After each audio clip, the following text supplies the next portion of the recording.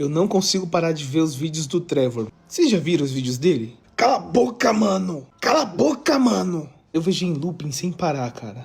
Só que também eu vi uns vídeos antigos dele e eu vi que ele era bem diferente, né? Ele era forte, ele era bem mais saudável, né? E assim como algumas pessoas comentam, eu também queria saber o que aconteceu. Qual que é a história dele pra chegar até o ponto de hoje, né? E também se ele precisa de algum tipo de ajuda, né? Mas ele como pessoa dá pra ver que ele sempre teve uma personalidade muito própria, né? E que é uma pessoa muito interessante, né? Um detalhe curioso, tem uma coisa que é muito parecida com o Rafinha. Ele vai falando, de repente ele começa a cantar, depois ele volta a falar, e o cérebro dele parece que não para, e ele vai falando tudo que vem na cabeça dele.